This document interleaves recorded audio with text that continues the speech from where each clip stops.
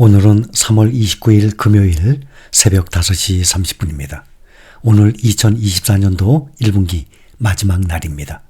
미국의 증시가 오늘은 보합권에서 혼조 마감했습니다. 내일 성금요일 휴장과 연방준비제도가 가장 중요시하는 개인 소비지출 PCE 지표 발표를 앞두고 시장이 눈치 보기에 들어간 결과입니다. 시장을 이끌어온 연준의 금리 인하 기대는 예상보다 강한 인플레이션으로 약해졌지만 연준이 오는 6월에는 금리를 내릴 것으로 기대감은 여전히 남아 있습니다.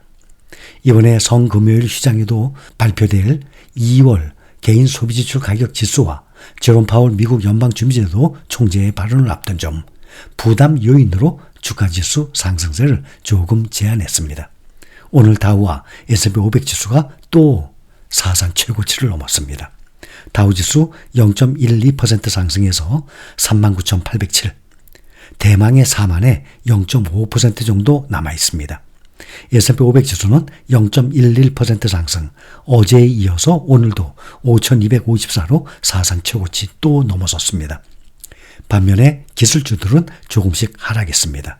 나스닥이 0.12% 하락, 16,379, 필라델피아 반도체 0.11%, 4,905입니다.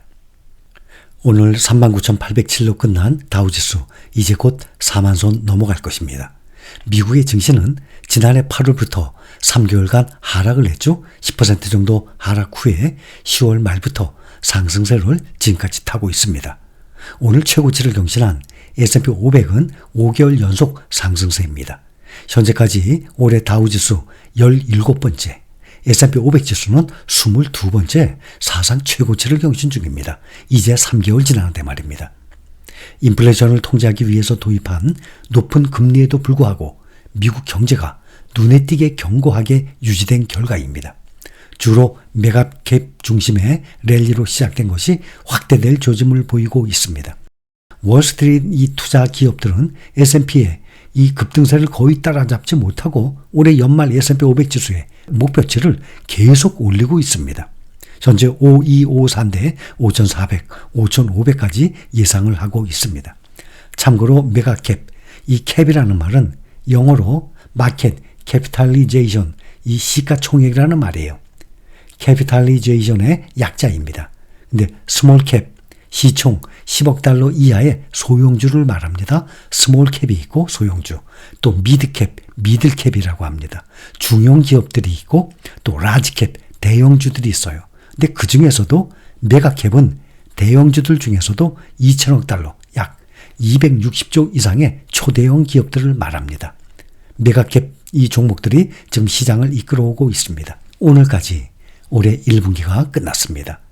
이번 분기에 S&P 500 지수 10.8% 상승해서 1분기 상승폭으로는 지난 2019년 이후 최고치를 기록했습니다. 1분기 3개월 만에 10.8% 1년째 상승폭을 보여준 것입니다. 다우지수도 이번 분기 동안에 5.6% 올라서 21년 이후 1분기 상승폭으로 최대폭을 나타냈습니다. 나스닥 지수는 오늘 0.12% 하락했지만 이번 분기 동안 10.9% 상승했습니다. 필라델피아 반도체 지수는 이번 1분기에 21.9% 상승하고 반도체 대표 ETF SOX가 22% 상승했어요. 그러니 0.1% 차이가 나기 때문에 구글에서 확인할 때 필라델피아 반도체 지수를 SOX로 대신해서 비슷하게 나옵니다. SOXX로 우리가 확인하고 있습니다. 올해 1분기 단 3개월 기간 동안이지만 필라델피아 반도체 지수는 S&P 500과 나스닥 종합지수의 2배로 상승을 했습니다. 어제도 말씀을 드렸지만 앞으로 올해 연말까지 이 상태로 오르내린다 해도 연평균 상승폭은 이미 올해 연평균 1년의 수익률을 달성한 상태입니다. 오늘 빅테크주들을 보면 애플은 투자 의견 하향 조정이 나오면서 주가는 하방 압력을 받았습니다. 독일의 최대 민간은행이 애플 투자 의견을 매수해서 보유로 하향 조정하고 목표 주가도 210달러에서 180달러로 하향 조정했습니다. 장 중반의 낙폭을 일부 만회하는 듯 싶었는데 후반 들어 매도세가 나오면서 1% 이상 하락 마감했습니다. 엔비디아는 연 이틀간 2.5%씩 5% 이상 크게 하락을 했다가 오늘은 0.12% 올랐습니다. 엔비디아 주가 인공지능 열풍으로 이번 분기에 현재 88% 거의 2배 가까이 폭등 중에 있습니다.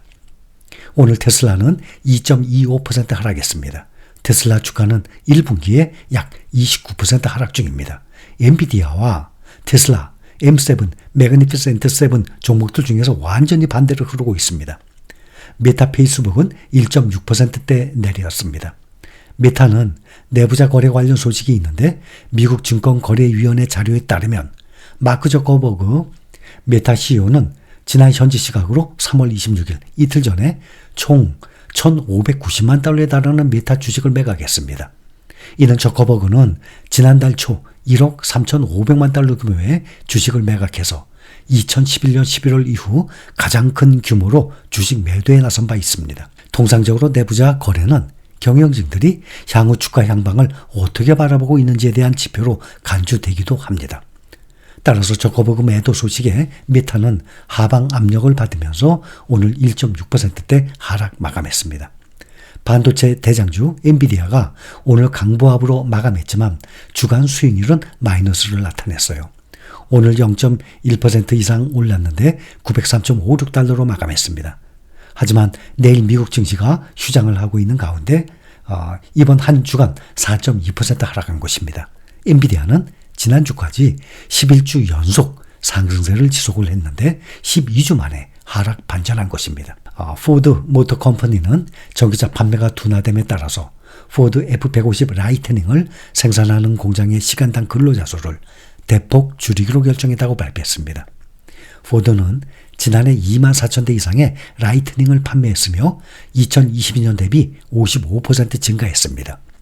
미국에서는 전기차 판매가 늘고 있지만 업계의 속도에 크게 따라가지 못하고 전기차 판매가 예상보다 부진한 가운데 많은 소비자들이 대신 하이브리드 차량을 선호하고 있는 것으로 보입니다. 포드의 주가 오늘 1.68% 상승했습니다. 전기차주들은 모두 약세였어요. 루시드가 4% 이상으로 가장 많이 밀렸습니다. 그동안 3거래일 연속으로 상승을 했던 테슬라가 오늘은 2.25% 하락 마감했습니다. 최근 상승세를 이끌었던 자율주행 모멘텀이 힘이 빠지고 1분기 차량 인도량에 대한 우려가 시장에서 주목을 받으며 약세를 보였습니다.